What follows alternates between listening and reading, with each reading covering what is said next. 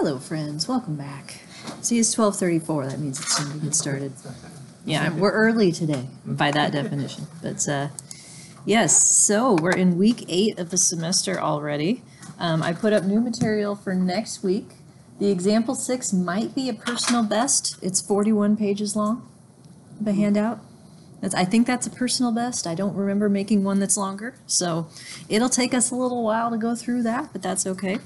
You have a quiz that you can be working on in the meantime that will be due on Tuesday of next week, and then homework not due until Friday of next week, and that is available and you can do it. You know everything you need to know to be able to do it for now. Any questions on homework or otherwise? No? Okay. Then that's good because I'm going to be ducking out of office hours a little early today. Today is my son's 4th birthday. So we're picking him up early from daycare and we're going to go party like a 4-year-old. So my guess is that we're going to go to the mall and ride the Ferris wheel, as he calls it, the merry-go-round. There's a stand where there's like stuffed animals that are this tall that are motorized and you can drive them around. We're going to go drive some hippos, you know, some elephants, stuff like that probably. It was funny this morning. He woke up and, you know, he's always kind of hard to wake up in the morning, and I said, "Buddy, it's your birthday! It's your birthday!" And he sits up and he looks down at his feet and he says, "But my legs were this long yesterday." I think he was hoping that he was just like going to be big, you know, because he's 4 now, right? He needs to be big. Age is discreet. Age is discreet. Exactly. I wish it were. Yeah, he thinks that Daddy is older than Mommy because Daddy's so much taller, right? That's this. And I had the same conversation with my nieces. My little brother, who's 4 years younger than me, is, you know, this tall. It's like, no, he's not your little brother. Like, well, kinda, but, you know, it's all relative. So we're going to go party. And before I go party with him, I'm going to go party with you guys because we get to talk about estimation today. And ain't no party like an estimation party because an estimation party don't stop. Or something like that, anyway. But reviewing what we have to estimate, I think, would be a good start. So let me just go through example 5 real quick, make sure that we've hit all the points in that. So I'm picking up in example 5 on page 4, empty means model. So in terms of steps that we would go through to fit longitudinal data, empty means, random intercept, always first. Get your ICC.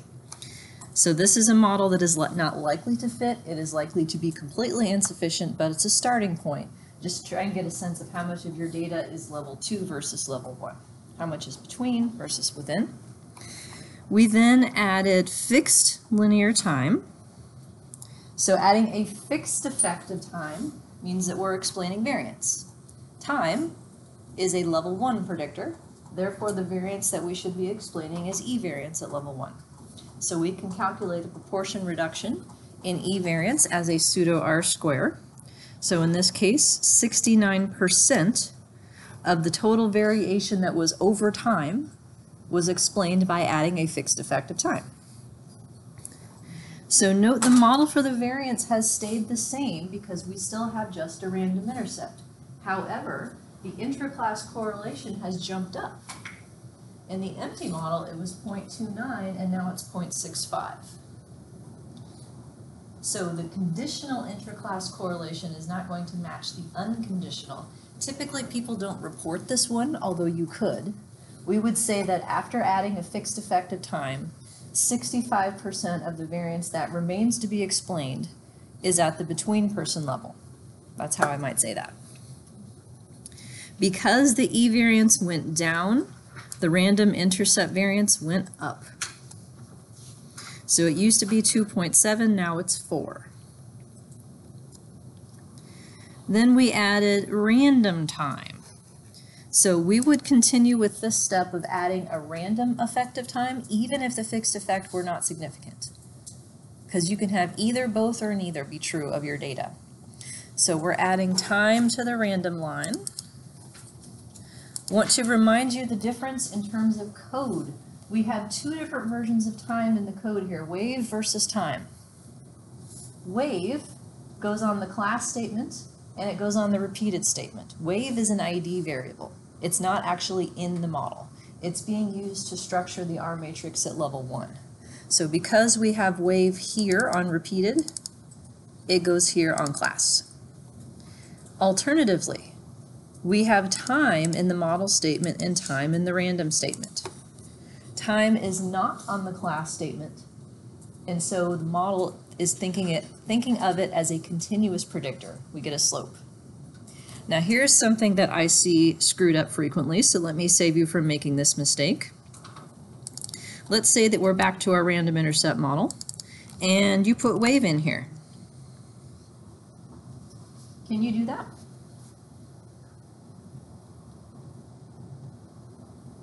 Could. SAS will run. What have you asked for, though, if you swap out wave for time? Time for wave, I should say.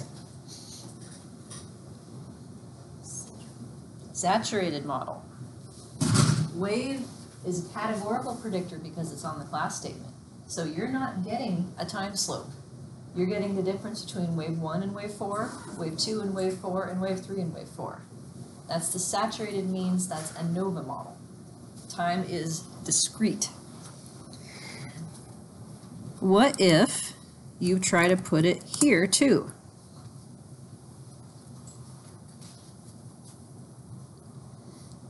So now we've swapped out time for wave on the random line. Now at this point, SAS will not be happy with you. It will not converge. So when you add it to the random line, what are we doing? What's a random effect?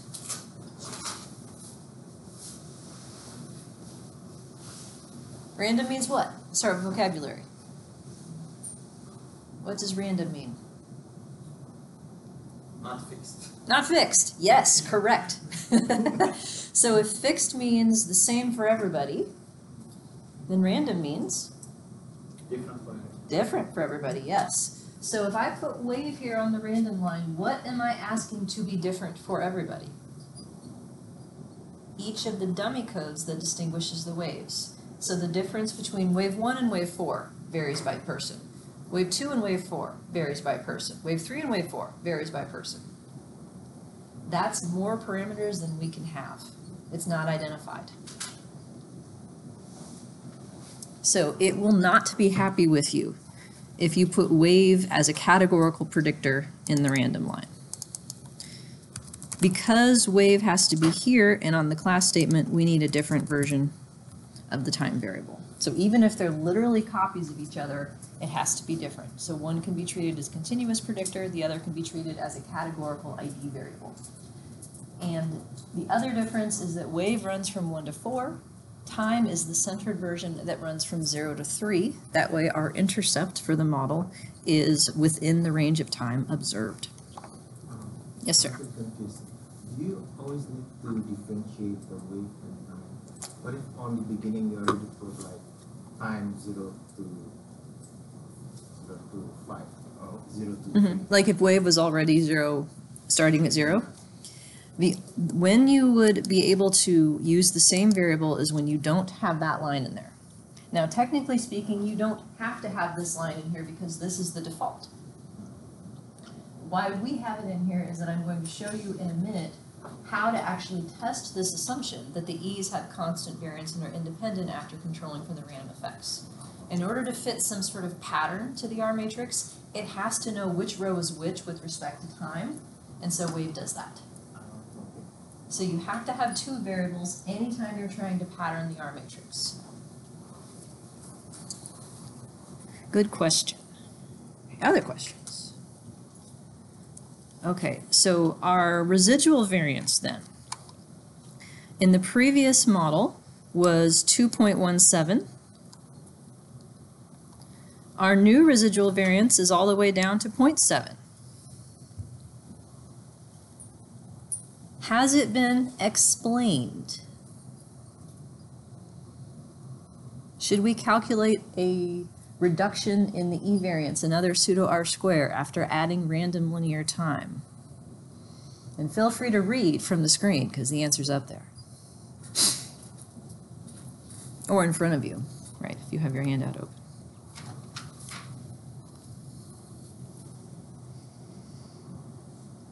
The answer is no.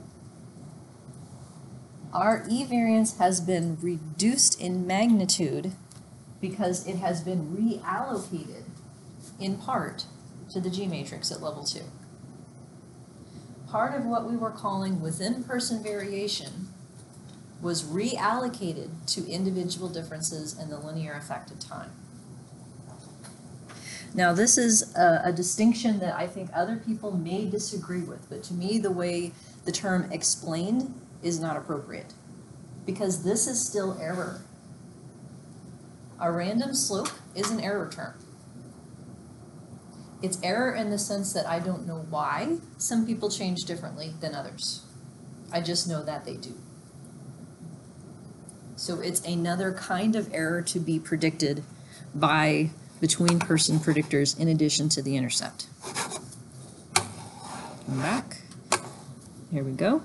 So we have a 2x2 G matrix now, unstructured, forever and ever, amen, on the random line.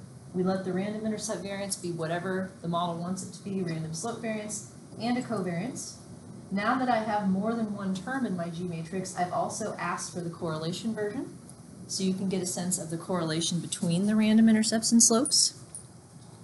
This correlation right here is conditional on when time 0 is. So it's not correct, it's not sufficiently precise to say the correlation between the intercept and the slope is 0.04. A better way to say that is the correlation between your predicted intercept at time 0, at wave 1, and subsequent linear rates of change is 0.04. You have to put the where time 0 is in the sentence for it to be correct, because if you move where time 0 is, that correlation moves with it.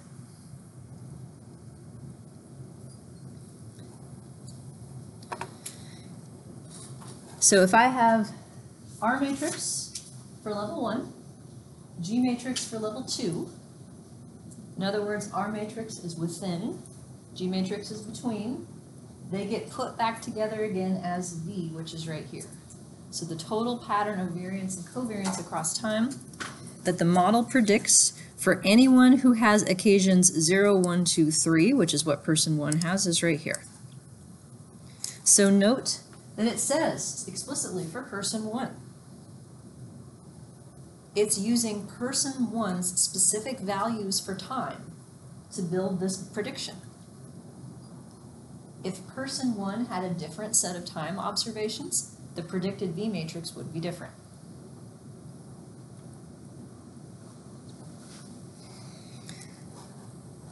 Here's the correlation version of that.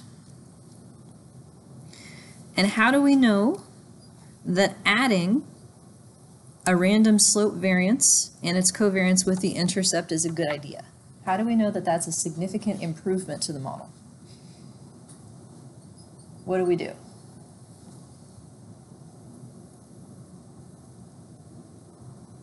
How do we compare the model without it to the model with it to see if it helps?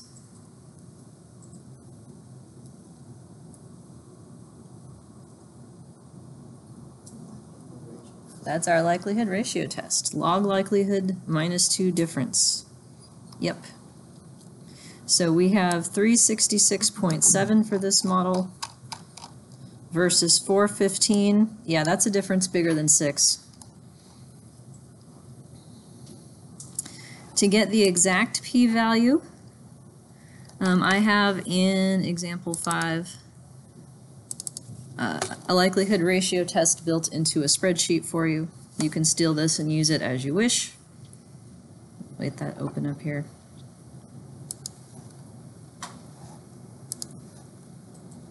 It's thinking about it. Here we go. Go back. There it is. It's on the first tab.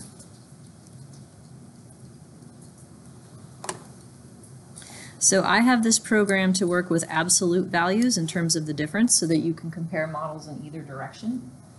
But in this case, we have a simpler model on top, fixed time random intercept versus random linear. So the random linear model still has a fixed linear term in it. If it's random, you can imply that it has fixed also, because random always deviates from fixed. Otherwise, it doesn't make any sense. So we have the previous -2 log likelihood, which is an index of model misfit, smaller is better, and it went down by 48.4. We added 2 terms to the model. We added the random slope variance, and we added the covariance of the intercepts and the slopes. That's why it's degrees of freedom 2. And the exact p-value is 0 out to a whole bunch of decimal places. Let's find how many. There we go. So we'll just call that less than 0.1. How's that sound?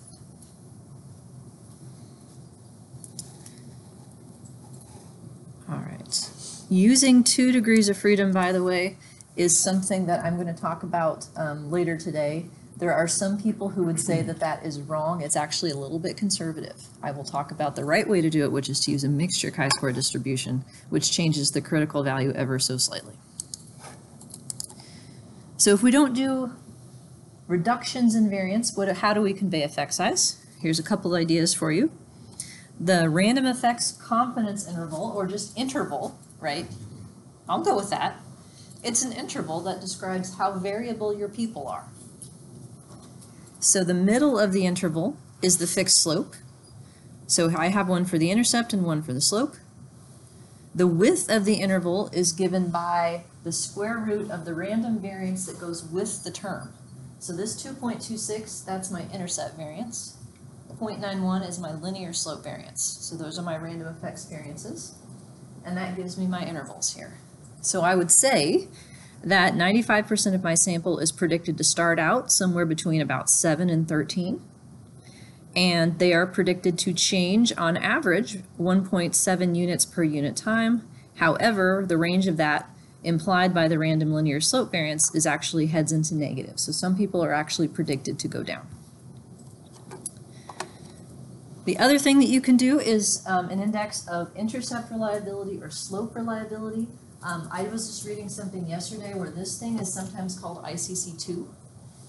I think that's another term that's more common in the Radenbush and Bragg tradition, so just as an aside. It's the reliability of the level 2 intercepts, and it's a function of how many, the relative amount of intercept variance plus the number of occasions. Likewise, slope reliability is relative to the amount of residual variance and the number of occasions, and rescaled as a function of the variance of the predictor. So that's another thing that you can compute if you wanted to convey some sort of effect size. So, questions? Okay, so last but not least, this R matrix right here. This is a pretty strict assumption, right? Exactly the same variance across time and no covariance whatsoever. All of the reasons for the covariance are sitting over here in the G matrix. We can test that. I will say that allowing the variances to differ over time when there's only 4 occasions and you already have a random slope is sometimes problematic.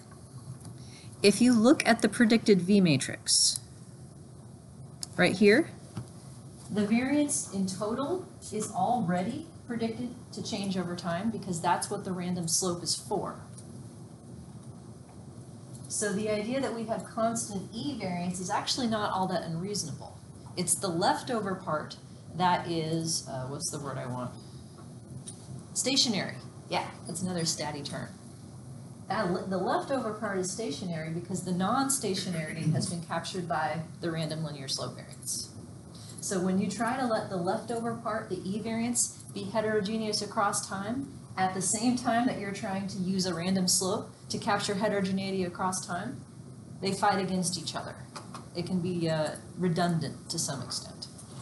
So I mention this because when you fit this exact same model using SEM software, the default is that the E's have different variances at each occasion. So that's an assumption that you can test whether or not you need that. I will also show you how to test whether or not there's any extra covariance among the E's after controlling for the random linear slope. There we go. So that's the last 2 models here. Here's 2 examples for what would be reasonable to do to test whether or not your E's have any relationship after controlling for your random intercept and linear slope. One is AR1. And actually there's an error in here that apparently I was editing my file and didn't put it back. There should be wave in there. That way it knows how to apply the AR1 pattern. So what that is saying is that the E's are allowed to have an autoregressive correlation over time. And here it is. It's right here. So that's the covariance. Here's the correlation version. So it estimated an R of 0.025, it looks like. That's for adjacent occasions. 2 occasions apart would be that number squared. And we can do a likelihood ratio test to decide if that correlation of 0.03-ish on the residuals is different than 0. And it turns out that it's not. The -2 log likelihood is pretty much the same as what it was. I think it's exactly the same. Yeah, so there's the test of that. Adding that one term did not help. So when you have a non-significant p-value here, the way I would phrase it is that the AR1 correlation is not better. Alternatively, you can say it the other way. The random linear model, assuming uncorrelated errors, is not worse.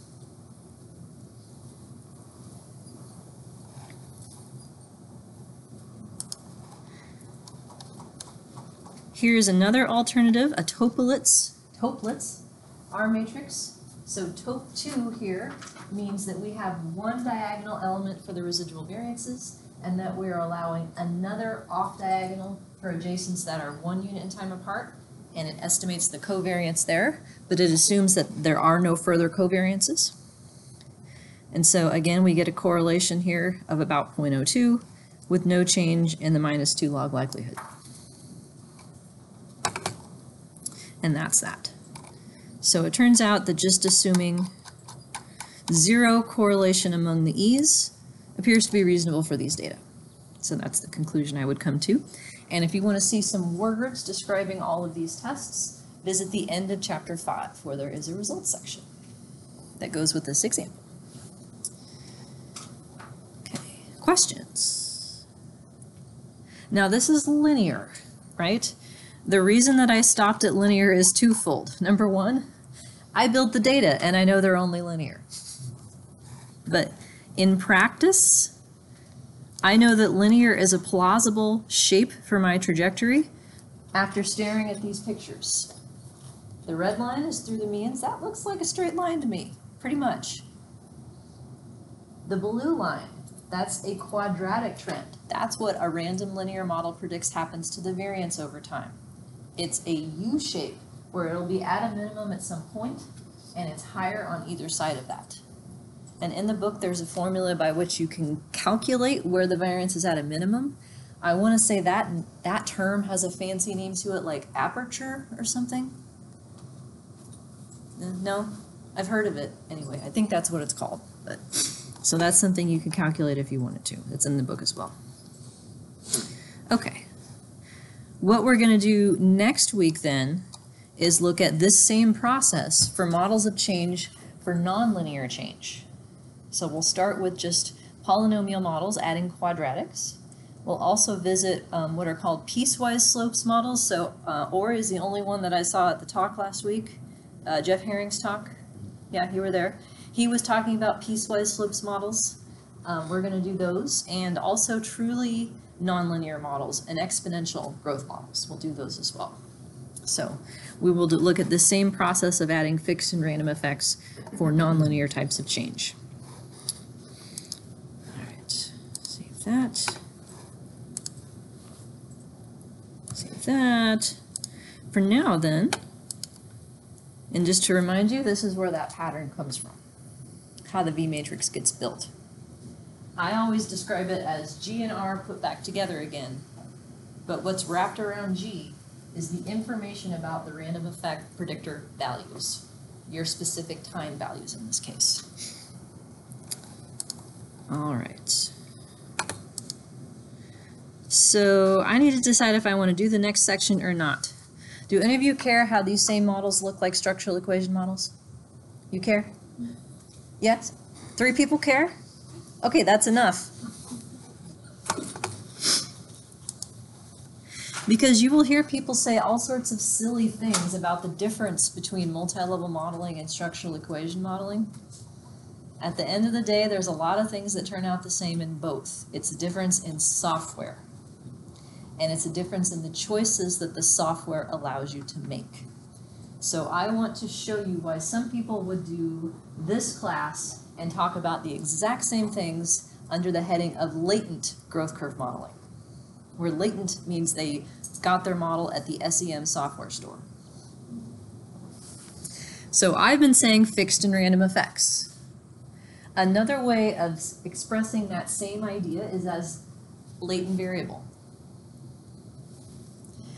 So random effects and latent variables are the exact same thing. So we can use latent variables as a way of indicating individual differences in change. So here's my confirmatory factor analysis model. That is the basis of SEM, where each observed variable has an intercept, a factor loading that relates it to a latent factor, 1 or more, and some kind of item or variable specific error. So the key to understanding this, how that equation translates into something that looks like what we're doing, is understanding that fixed effects are latent variable means, random effects are latent variable variances. Once you see that connection, you can do everything that I've been doing in SAS in SEM software. The only catch is that you have to be able to tell the software that each person needs their own set of time occasions if that is the case. Not all software allows you to do that. So in M+, for instance, it's called T-scores. Can Levon do this? Do you guys know? It can't? You don't know? Okay. I don't know that either.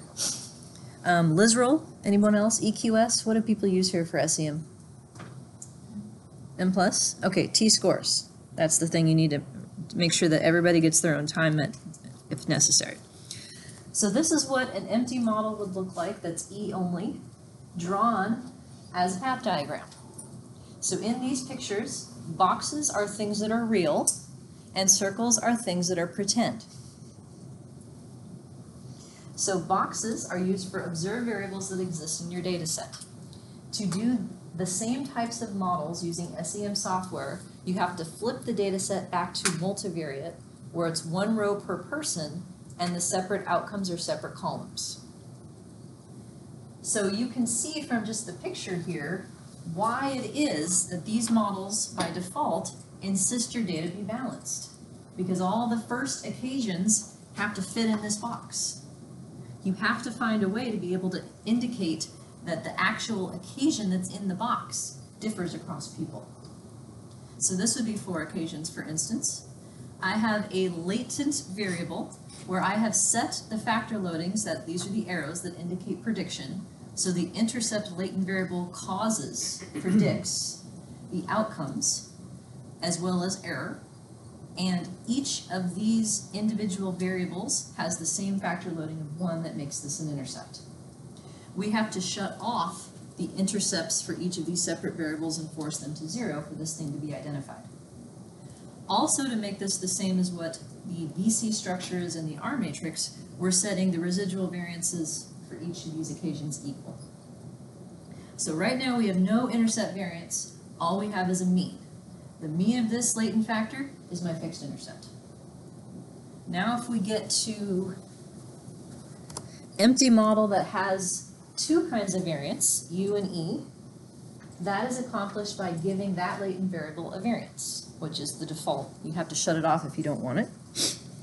And now if you look at the standardized solution, these loadings will give you your ICCs. Fixed linear time then is accomplished by adding a second latent variable, but allowing it to have a mean and forcing its variance to 0. The loadings for my new latent variable reflect the time predictor. where 0 is a choice that you make. So in my case, I took wave 1 to 4 and I turned it into time 0 to 3. These numbers correspond to that same specification. And if this person here, this assumes that everybody came at time 2 1 unit in time later. If that's not the case, what M plus T scores does is allow you to tell it what variable to use instead that has the actual amount of time that's passed for each person. That's what it does. And then the loadings are specified using those variables instead. Adding in a variance for my new linear slope variable then gets me to my random linear model. And typically when latent growth curve models are done in a structural equation model class, this is where they go to straight up. There's none of the build-up. They just assume that this is the model. So whether or not you actually need a random linear slope variance is something that should be tested ahead of time, is my view. If you add a variance for the linear slope, you also should add the covariance between the two. So that's the two-headed arrow up at the top here. Okay, so putting it together then,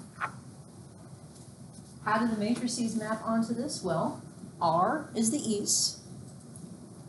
So a VC structure would have no correlations between these things, no two-headed arrows, and the variances would be constrained to be equal. That's what I'm trying to notate here with my equal signs. The G matrix is up here. It's the variances and covariances of your latent variables. Their means are your fixed effects.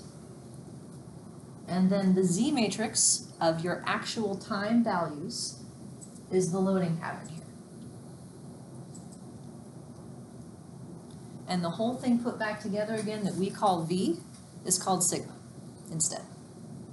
So you swap out the set of letters and you end up at the same place. Okay. All right. Helpful?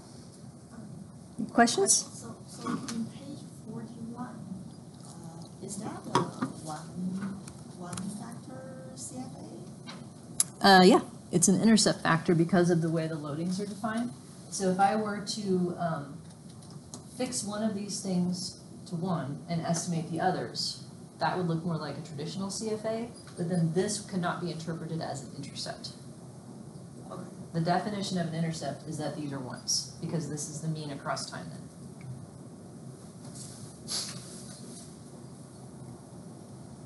So the residuals, are those like diagonal residuals? Yes. So if we want like the R matrix to be saturated, like the unstructured ones, is there a way we just correlate the residual? Okay. Yep.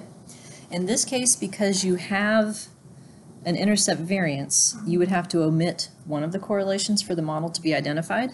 But if you went back a model where there's no intercept variance, and you just put in all of these things, that's your saturated model. Your unstructured. The difference is that right now, all of the means are assumed the same across time. So in SEM terms, there's a null model that is used to calculate a CFI and TLI. When you're doing growth curve models, you actually need a different version of that null model because the null model typically includes different means across time, whereas the starting point here is the same mean across time. So you need a different null model. So you can look that up in the literature. But yeah.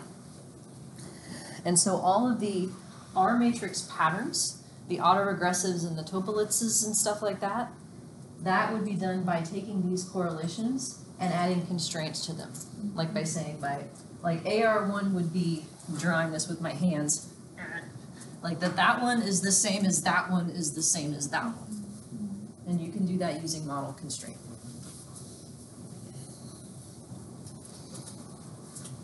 On the Piles of Variance website, I have an SEM or M+ column for all of these examples. And for the chapter for autoregressive ACS models, I flipped the data to wide just because it's a lot. In that version of M+ that I was working in, that was the only way I could figure out how to do it, is what an SEM. So whenever possible, I showed what it would look like in SEM instead in the M+ code. So other questions? Okay. So estimation. In week 8, the reason that I put this off is that I think it's easier to understand how this works once you have a sense of what the model actually has in it. So have you guys ever tried to play like a new board game? Yeah, and usually you just want to play, but like someone has to read enough of the rules to get you going, and then you're not sure what to do at some point, and you go back to the rules to read some more. So it's like you know enough to start playing the game right now, but here are the rules. So here's more details about some of the things that I had to gloss over just to get us going so that we could have some context. So, two sides of the model, fixed effects in the model for the mean, random effects in the model for the variance. So in these models that have normal residuals at level 1 and normal residuals at level 2, so random effects that are normal, e's that are normal, fixed effects are not things that have to be estimated per se in the sense that they have to be searched for through the same iterative process. Once you know what your V-matrix parameters are, the fixed effects literally fall out. There's a formula. The same as in linear regression.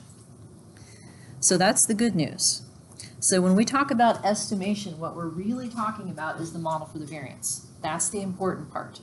Now this changes once you have a different residual model. So if you're trying to do longitudinal modeling on a binary outcome, then it changes to where fixed effects do also have to be solved for.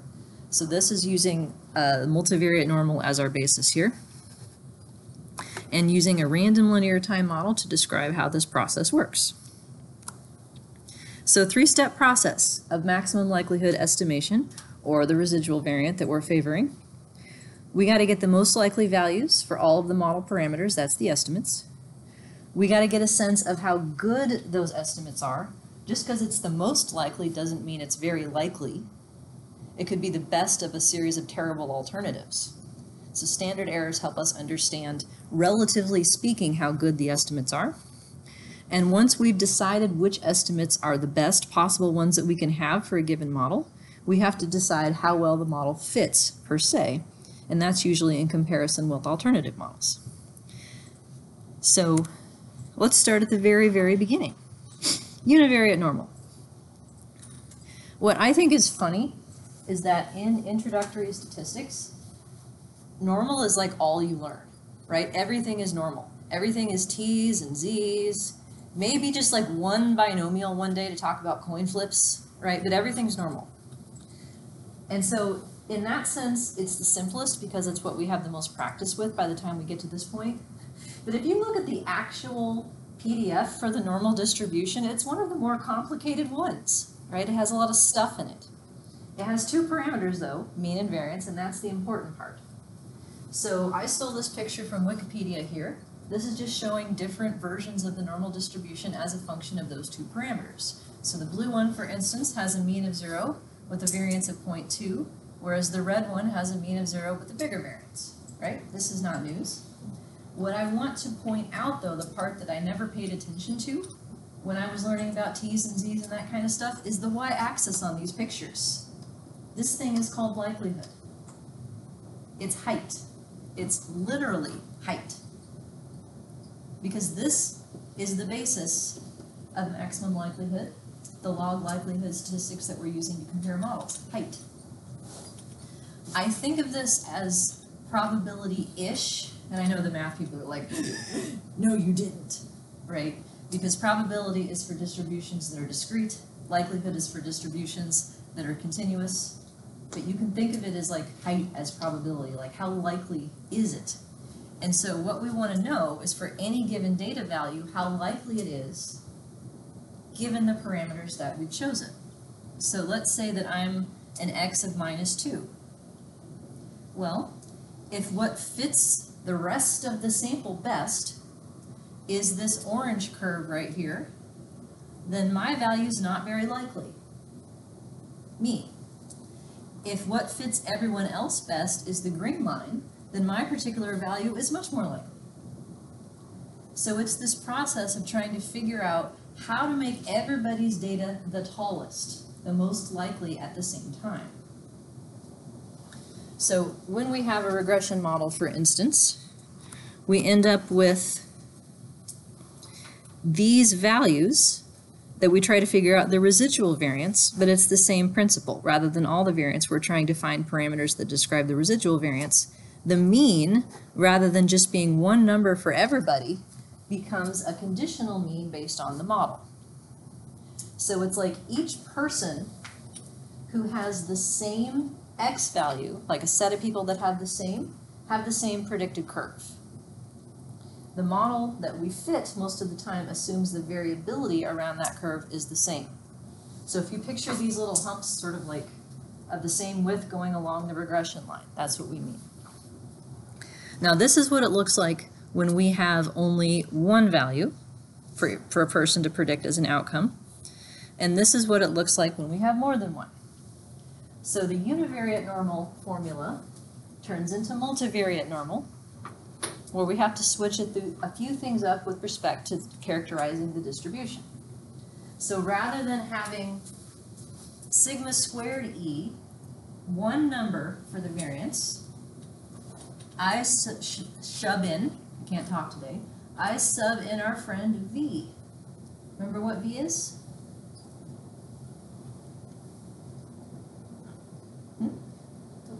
The total variance matrix, exactly. So if I'm predicting 4 occasions, V is 4 by 4. Now note that it's V sub I. Each person gets their own V.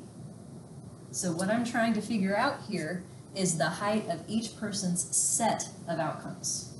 Each person gets their own answer coming out of this function.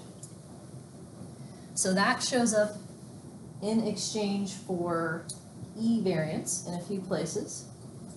This idea of predicted Y also needs to become a matrix, so it's the prediction for each Y, but otherwise it looks pretty much the same.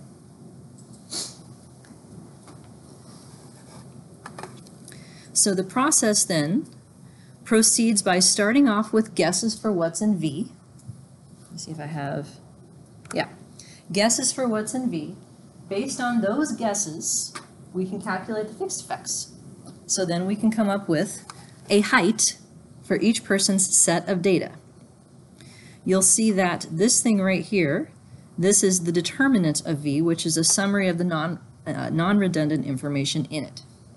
So you end up having to take inverse, and that means that V has to be invertible. Other people can explain that way better than me, but what I can tell you is that when V is broken, you get this message that says non-positive definite. And that, in these models, occurs for 2 reasons. The problem is not V per se, but G. G is the level 2 matrix of random effects, variances, and covariances. When you get that message that V can't be inverted, it's because one of your random effect variances went to 0, or the correlation between your random effects hit a boundary of -1 or 1. Both of those things will break the model. So once you have predictions for V, get your fixed effects that go with them, we figure out each person's likelihood. People are supposed to be independent here. So that's why we can multiply their likelihoods together. Turns out it's mathematically more tractable to take the log of the likelihood, and then you can add the people together. And so you end up with one number that summarizes the height of everyone's data simultaneously, where bigger is better. So this iterative process then starts out with some value for the parameters that make up V. That's your random intercept variance, your random linear slope variance, covariance, and E variance in this model. It comes up with a height for everybody. Tries out new sets of values, comes up with a height. Tries out new sets of values, comes up with a height. The process of how to find new values to try out is a lot more complicated. It relies on calculus, and this is where you can get into the heavy-duty stats books to tell you about this. But basically, they're using gradients to figure out which way to go, where you're really at the top, the highest it can possibly be if the gradient is 0. Certain models where you have non-linear terms, you'll want to pay attention to gradients for particular parameters. That will be coming in a few weeks, but that's where that comes from. And at the end of the day, it tries to come up with the parameters for V that make everybody's data as tall as possible. And that summary of height is log likelihood. That's what we get spit out on our output if you're using Stata or M+. If you're using SAS or SPSS, they take that log likelihood and multiply it by -2 for you. That way you can take the differences between models more readily. Okay, with me so far? All right. So then when it decides it's as tall as it's going to get, it stops. Spits out the answers for you. Each program has a different criterion for how much it has to change in order to decide it's done. This is what's used in SAS. You can look it up in the program documentation. Then, once we have the estimates, it has to go back and figure out the standard errors. And this also comes from calculus. So, let me draw real quick here. Where's paint? There's paint. So if I have a parameter, like say my random intercept variance, put an I there, which likelihood function are you more confident in taking the tallest from? The top one or the bottom one? Top one. Top one, right? This really looks like the highest, right? I feel good about this being high. I don't feel good about this being high because it's barely higher than anything else. So how do we know how reliable our estimate is? That's what the standard error comes in. And it's the idea that how quickly, I can't do this in paint, I have to do my arms. If I come up with this slope that's tangent to the curve, how quickly it changes as it gets to the top. If it doesn't change very much, that's bad, right? Whereas up here, it changes really fast as it gets to the top. So standard error is based on that second derivative that's the change in the slope, but they're inversely related. In your reading list, there are 3 chapters in the Ender's Missing Data book. It has nothing to do with missing data, why they're there. It's because I think he explains this process of likelihood estimation the clearest that I've ever seen. So that's why they're there. And he talks about where the standard errors come from, and he also talks about corrections to the standard errors for robust estimators, such as maximum likelihood robust in M+.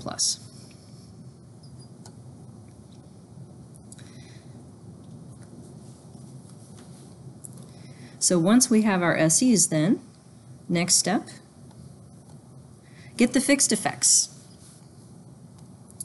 And I hope this is correct. Yeah, after I published my book, of course, I have a list of errata. And there was some errata in one of these, and I hope I fixed it. I'd have to look. But I have this to draw parallels between the formulas that you learned for regression, right? How do you know what the beta slope is? Well, all you need to know is the variance of x, the variance of y, and the covariance between x and y, and you can figure out the slope, right? Well, here's the matrix version. Our version is essentially that with v shoved in it as well. So point being, once I know, I already have my x variables, those already exist. Once I know what goes into v, I know what my fixed effects are. They don't have to get searched for. We're not looking for the tallest set of fixed effects. We look for the tallest set of variances, and we know what the fixed effects are. So practically speaking, why this matters is that in trying to troubleshoot model non-convergence, it's not the fixed effects that break the models. You can have as many fixed effects as you feel like up until you run out of degrees of freedom. It's the random effect variances and covariances that will break your model if you have too many. Because those are the things that have to get found. And every random effect variance and covariance parameter that has to get found adds another dimension to this searching to the top for the top of the mountain thing. So we also then have the standard errors of the fixed effects that fall out of the same process. So we know those. Now what about REML versus REML? What I've shown you so far is just regular flavor maximum likelihood. So this difference that you can see for one variance component, REML is the one that corrects for the number of fixed effects. REML does not. So where this shows up is in comparing these two formulas. And I believe I took this derivation from the Fitzmaurice, Laird, and Ware longitudinal book. I cited them. I'm pretty sure this is where I got it because I like their version the clearest. So I have the two log likelihoods here, top to bottom, REML and REML. All of this is the same.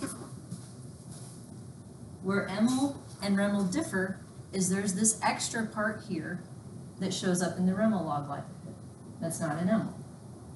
Well, if you rearrange it into something that looks more familiar, you end up with this being what that extra part actually represents. It's the sampling matrix. It's the asymptotic, what do you call it? Asymptotic matrix of the fixed effects. It's their variances and covariances, so the standard errors of the fixed effects. Standard error squared is the variances and the covariances. It's a quantification of the uncertainty that comes along in estimating those fixed effects. Yeah. So the first part is t minus 0 and t minus k.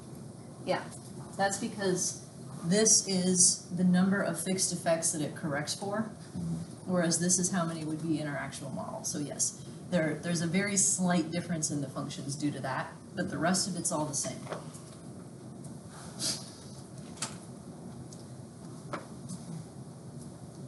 So it's essentially trying to subtract off, I think it turns out to be minus. Yeah, maybe not. It's trying to adjust for the uncertainty of the fixed effects, how well they've been estimated. Their standard errors, essentially, is what goes into that. So another way to say this is that what REML is doing is trying to maximize the residuals, specifically, not the data, the residuals. So you cannot use -2 log likelihood as a way of comparing models in REML if the models differ in their fixed effects, because REML is operating on the residuals, not the data. But from the perspective of each person getting their own log likelihood value based on their own data, that's full information. That's that term. REML is full information. So is REML.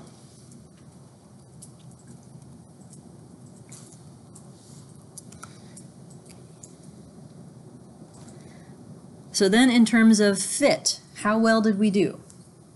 We have the estimates in the V matrix that make everyone's data as tall as possible. That's the estimates. We've got a sense of how tall they are. That's from the standard errors. Now we want to know how good we did. Well, there's two kinds of tests to answer that. There's absolute fit and there's relative fit. We can only do absolute fit sometimes.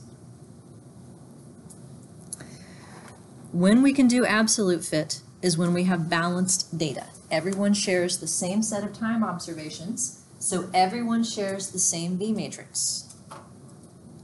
If everyone shares the same V matrix, then we can estimate the unstructured version, let everything be what it wants in terms of the variances and covariances, and have that be our answer key. So in CFA, in SEM, you have an answer key. You have the saturated model, because everybody has the same potential sets of items. Some people didn't answer certain items, and so they have incomplete data, but in terms of the number of possible items to be answered, it's finite. There's no like item 1.5, right? That's not a thing. But you can have time 1.5. So only in situations in which you have a common way across people of summarizing the data can you have absolute fit. And in proc mixed, They don't assume that's going to happen, so they don't give you absolute fit. So if you look at what we've been looking at for fit statistics, they're all -2 log likelihood, AIC, BIC. There's no CFI, there's no RMSEA. We could make those. We'd have to create our own null model and our own saturated model and make them, but it's only possible to do when everybody shares the same times. Otherwise, we can do relative fit. And so that's what you know of as your likelihood ratio test. Does a model with more stuff fit better? Or does the model with less stuff fit not worse?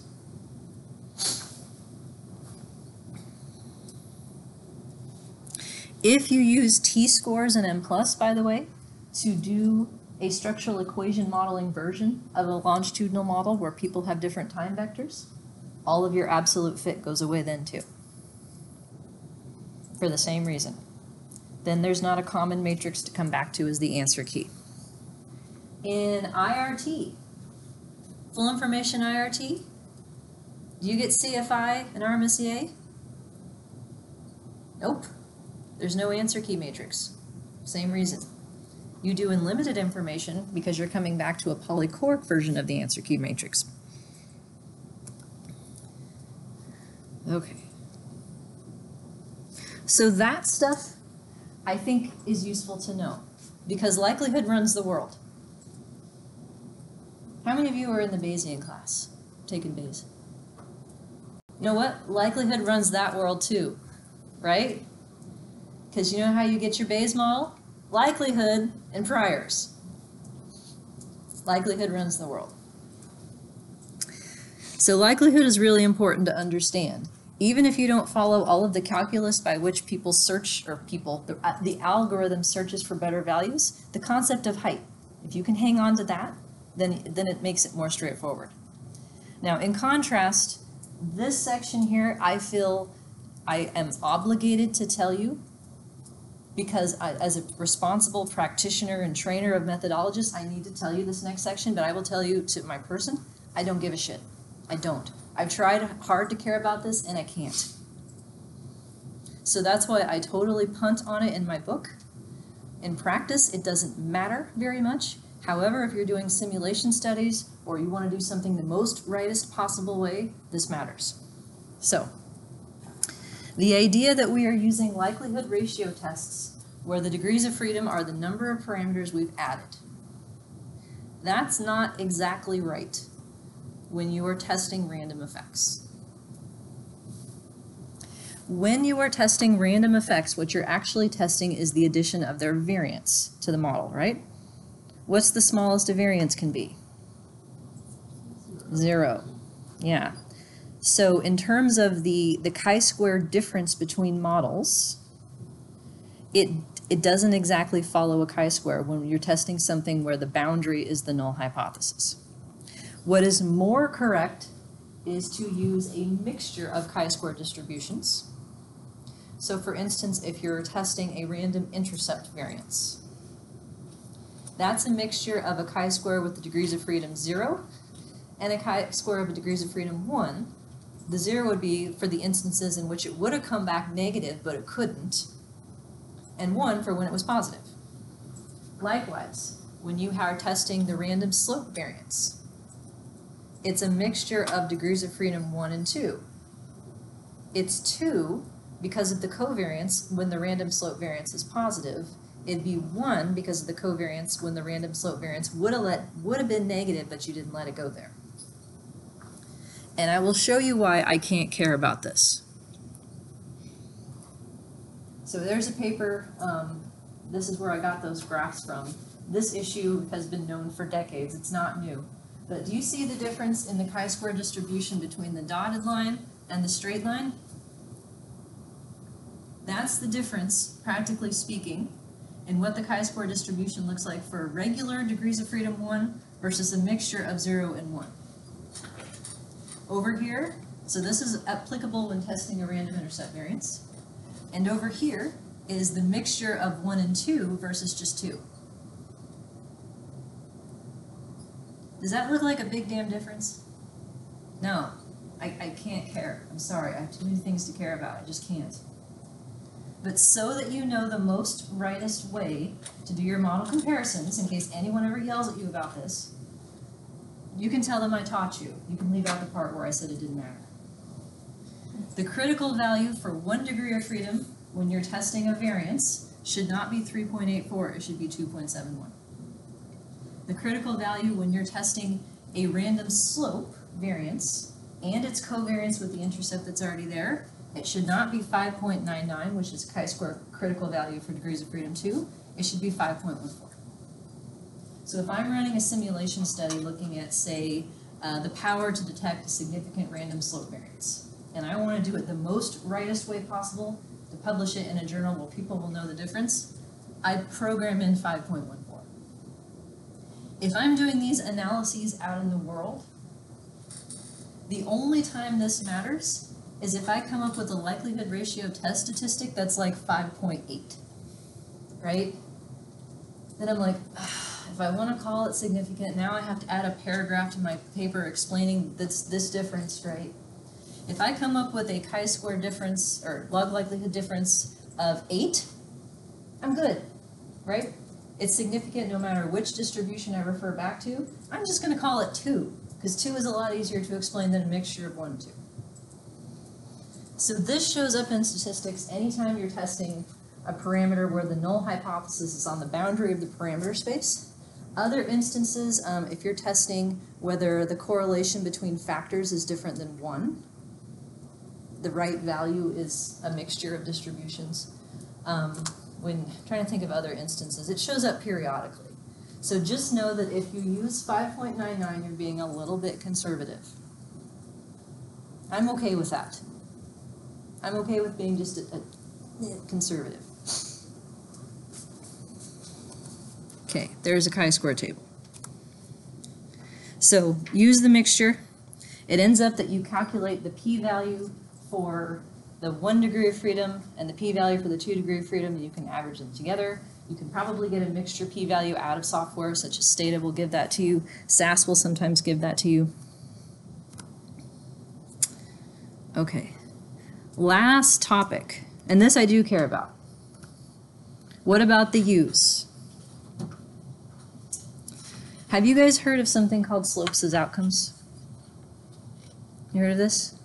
It still exists in certain corners of psychology. If you haven't seen it yet, you will. Slopes as outcomes is what multi-level modeling people did in like the 70s before multi-level modeling was like more prevalent. It's literally the idea that you would fit a regression model to each person's data. I've got my 4 occasions. I fit a model with just my 4 occasions. I output the intercept. I output the slope. I take those outputted intercepts and slopes. I go stick them over here and predict them in another model. Slopes as outcomes. Now, why is that a bad idea? Let me draw. Yeah, don't save. Let's say here's my, here's 1 dot, 2 dots, 3 dots. There's my data. There's my line. So here's my beta 0, my predicted line at time 0, let's say. Here's my slope, whatever that ends up being. I'm going to go output that beta 0 and my slope, go stick it someplace else. Cool? Or not cool?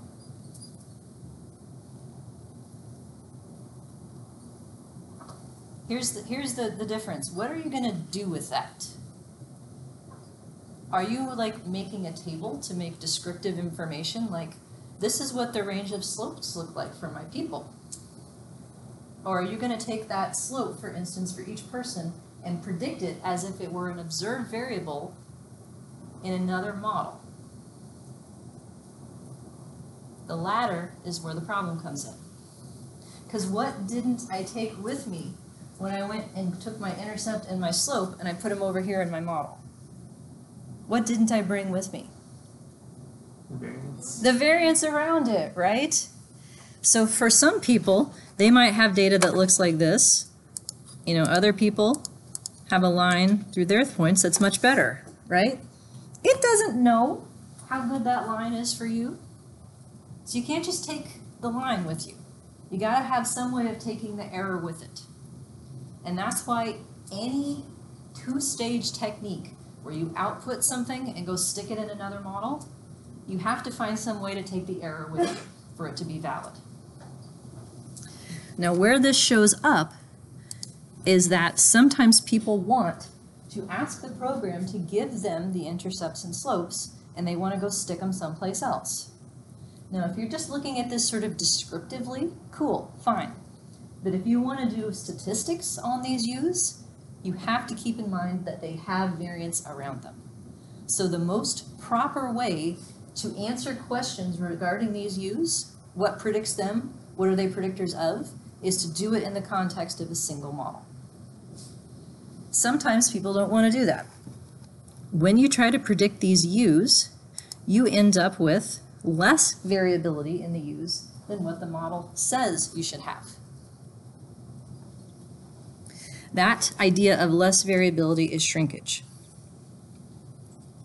So here are the formulas by which you can predict the U's. And I say predict, not estimate, because U's are not model parameters. Their variances are. So you can do the math and figure out what the U is for each person.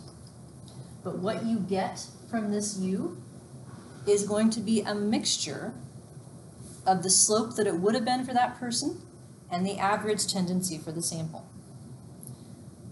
People's slopes that are more discrepant than other people's slopes are going to get pushed to look more like the mean. People's slopes that are based on less data and are less reliable are going to get pushed to look more like the mean. So it ends up being shrinkage is the term here. So this is to say that the U's that you're predicting are not actually the U's that are from the model. They're a modified version that have been sort of reeled in to be more appropriate.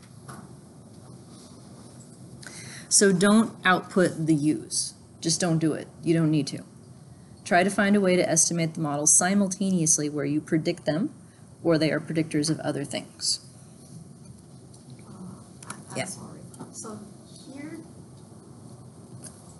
so based on the formula, it's still model-based, so why is not like you said, it's predictive but not from the model? Is that what you mean? It's not a model parameter in the sense that none of, let me put it back here. Go back to these things. U's aren't in here. Because when you have a distribution that's multivariate normal for the U's, their mean variance and covariance are sufficient statistics. We don't need to know what the U's are. So in that sense, the U's are not model parameters that we're trying to find the best version of for each person. All we're trying to find the best version of is their variance and covariance. So when you output them, what you're actually doing is outputting the mean of a possible distribution for each person. U is a random effect. Each person really has a possible range of U's that they could have for which this prediction is measure of central tendency. This is an EAP estimate. Let's put it that way. Does that make more sense? U's are factor scores. Nobody wants you to output factor scores. They want you to do SEM, right? Same deal. Don't output U's. Do MLM or SEM.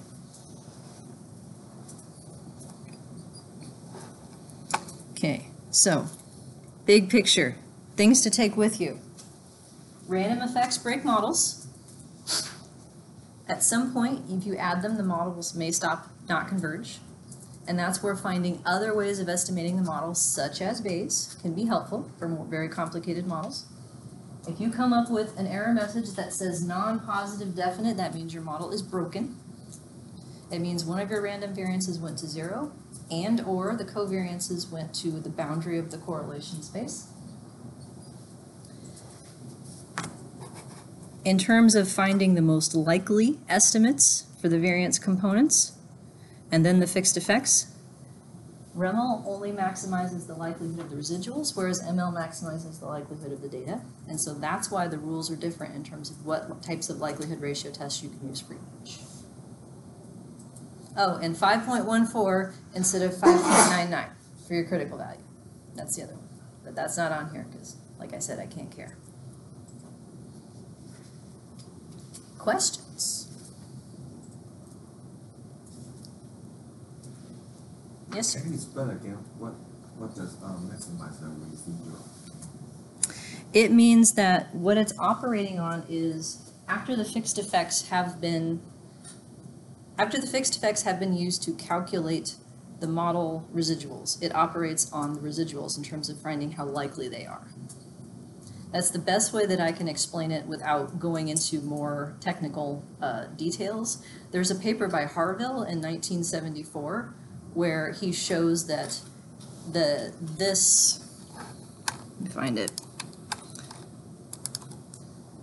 This formula is the same thing as maximizing the likelihood of the residuals, but that ends up being computationally easier to do. I can give you some references, but I can't explain it probably off the top of my head any better than that. Deal? Okay. Does anyone else want to see the references? Yep, I'll send them to you. Yep, I can do that. They're hard going. There's not a lot of words. I'll just tell you that. If you're not afraid of matrices, then maybe you'll be cool. But when I see papers like that, I'm like, just keeping it real. Other questions? So in page 60, when you talk about the betas, so if for individuals who has very like for other people they have 4 time points, but for this particular person, he or she may only have 2 time points. Mm-hmm. So in that case, we got the fixed effects and also the random effect, random slope or intercept for that person, because it's like dragged through toward the mean. So can we say that the random part is not trustable? Yeah, so where this would matter is like, let's say that you are running a contest, right? And you want to pick like the best people and you want to rank order everybody. Like the people are at the top, you want to make sure that their U is based on as much data as someone else. Like if you're trying to think about using the slopes that are outputted in some sort of way, you need to know how reliable each one is. And so the ones that are less reliable are going to be pushed more towards the mean. Even if they should have been up here, they might be shrunk down. So they would be in a different place in the distribution. People who look more different than other people or whose slopes are based on less data are going to have more shrinkage. Other questions? When the non-positive definite matrix the problem show, does that mean you definitely have problem with your model instead of the data? Like, It's the model, not the data. not the data. So How can we tell our data there's no like not that reliable cases, like implausible cases in our data? How can we tell? you got to figure that out ahead of time. Okay. So I'm assuming that you've already made sure that your data are coded as correctly as you reasonably can.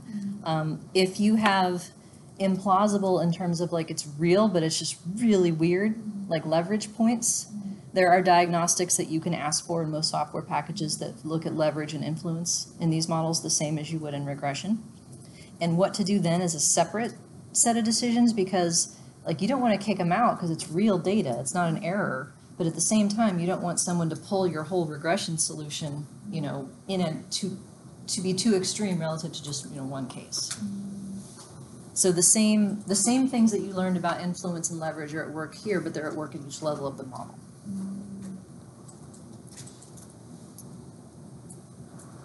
But if you test, say, a random slope and it comes back non-positive definite, the variance is 0, it means you can't have it.